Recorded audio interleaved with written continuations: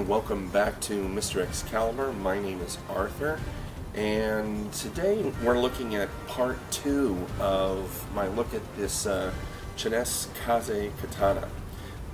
If you guys saw in the first video, we finished off with an interesting problem, and that was this right here. This was the saya that it originally came with, and as you guys can see here, it comes apart. So that was the big bugaboo about this, and that happened the day I got it.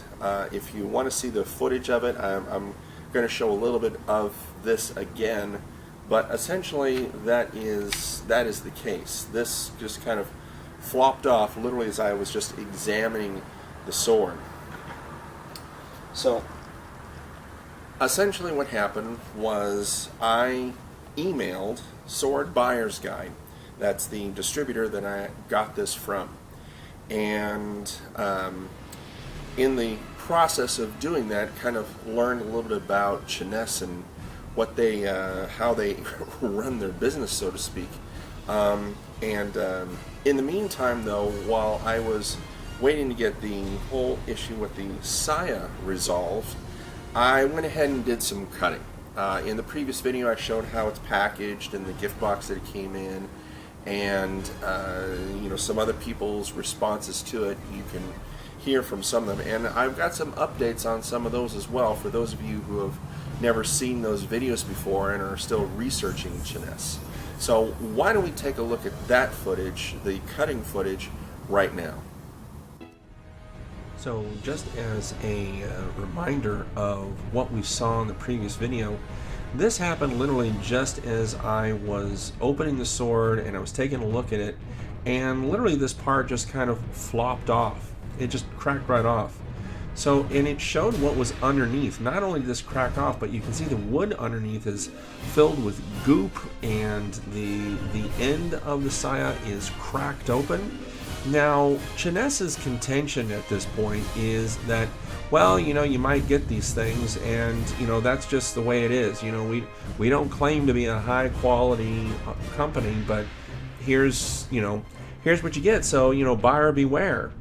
So, you know, just a kind of reminder, that's the state that I got this thing in.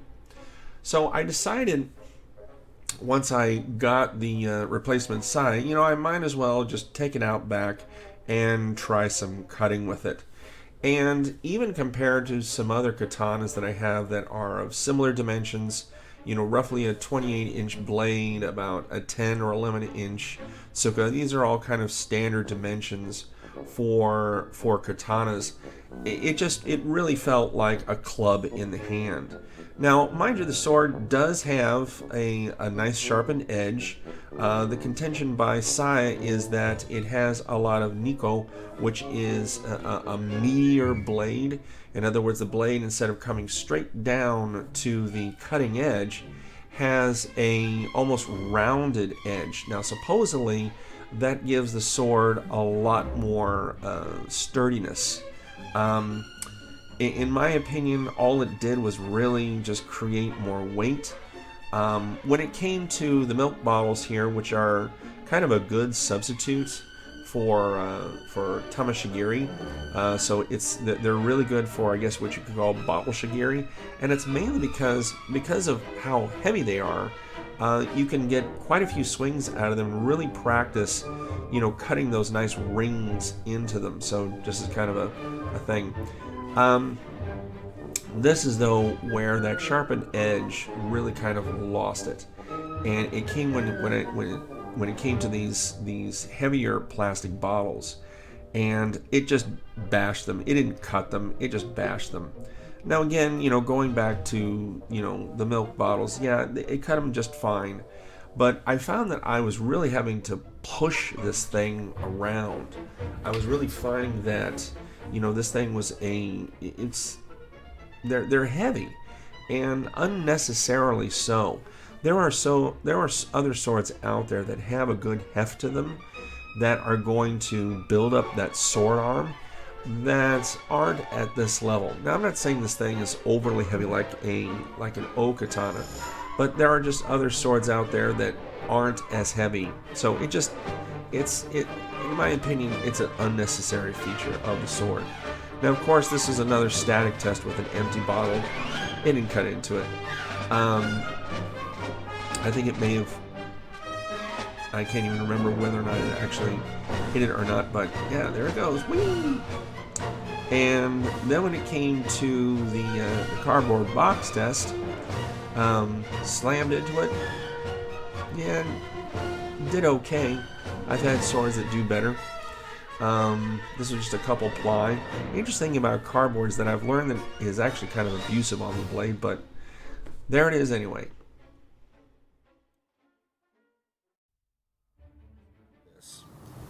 I found that the sword and its fittings actually were pretty nice. I mean, I've seen nicer at this price range, and I didn't make any secret in the last video that I think that there are swords that you can get that are just as functional, that have just as good of a blade in other manufacturers. But that wasn't the issue that seemed to come up over and over again when it came to Cheness. What is interesting about this company is the various issues that they are willing to concede exist in their products, and yet if those issues come up when you've bought this sword, they are not willing to take your money back. It is a little bit a case of you need to go into this with your eyes wide open, a little bit of buyer's beware, and just be prepared for what you get. Now, an interesting thing about this is that the one of the people from Sword Buyer's Guide actually got back to me after seeing the first part of this review, part 1, and basically said, yeah, a lot of the things that you mentioned in your video do exist, and they don't make any secret about that, but you have to know that going in. And to me, it just scratched my head going, wait a minute, you telling me that all those things that you guys saw in the last video, the various issues with the blade might be warped a little bit, it may not be as sharp as you want, the fittings may be loose, the size may have issues, all those things, by them willing to issue a disclaimer up front, basically relieves them of responsibility of taking responsibility for their products. And to me, that just doesn't wash. There was a response to the previous sword that I got from Cheness. It was a larger model, and their response was, didn't you know what you were getting into? Well, quite honestly, at that point, when I did that sword, the answer was no, I didn't. I'll be honest, I did not know.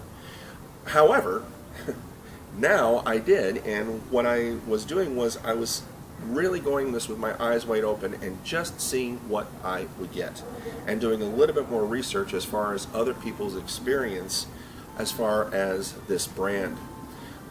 Just as kind of a wrap up here, if you guys remember the clip that I had in the previous video from a guy who basically swung this at a plastic bottle and the sword broke. It broke. He actually filmed another video. Unfortunately, the video really wasn't anything that I can include here, but he made another video to kind of wrap up his experience with it, and to say the least, the guy was pretty mad at Cheness and trying to get that issue resolved. And he said, basically, can I get my money back? And Cheness said, no, we'll give you another sword, but you can't have your money back. There's no refunds. And to me, that is just ridiculous. The idea that you can't get a refund for a product that is faulty, that is deficient in some way that should not be deficient, that was ridiculous. And I suppose that should have really been a warning for everybody, and that is, if any of these issues are so bad to where you don't even want to deal with it anymore, you just want your money back, don't deal with Cheness. I have not said this yet on a video, and I hope this will be the only time I ever say it. But my advice to you is, if you're looking for a entry-level katana, which is Cheness's claim to fame or infamy, and you're looking for something, you know, $300-400 ish that you're looking to whack around the backyard, Cheness is not the way to go. Stay away from this company. Unless you're really apt at dealing with management and customer service, this simply is just not a company you want to wrangle with. When I had the issue with the Saya, I basically said, look, I got this right out of the box. I just got this. It just arrived today. And Sword Buyer's Guide, who deals with Cheness quite a bit, they said, when I got a letter back from them, they said, you know what, these are problems that we deal with all the time. The company is very difficult to deal with. Now, this is Sword Buyer's Guide referring to Cheness. And, you know, the best thing that we can do is try to get you another Saya that will replace the one you've got, and, you know, that's all we can do. Well, to their credit, they in fact did, and it actually fits pretty well. That's the credit of Sword Buyer's Guide. I didn't have to pay for it. They just sent me another one, and it's suitable. It works. But what's interesting to me is that Cheness is so willing to simply just hand out their products in replacement for obviously deficient products at a rate that it kind of makes me think about what really is the process of them making these things. It kind of brings into question whether or not the elements and parts that they use really are what they say they are.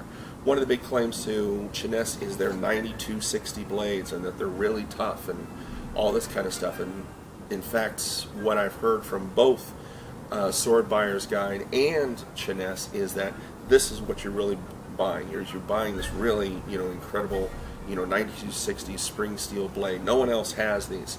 Well, first of all, there is a certain austerity and a certain art to katanas that you are buying into. That's why people are interested in them. So for me, that doesn't wash. That doesn't wash is the idea that there aren't other companies out there that make 9260 blades. Just in the last couple of weeks, I've found several web sources that are very similar to the Handmade company. By the time this comes out, hopefully I will have published a video on a sword from Handmade. And some of these companies, you can buy swords with 9260 blades.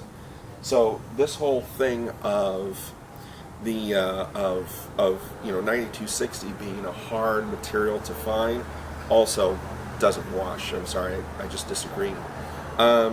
So to make a much potentially longer story a little shorter, is Cheness is a company, in my opinion, that is trying to sell a product and get away with a lot of substandard quality control in their products.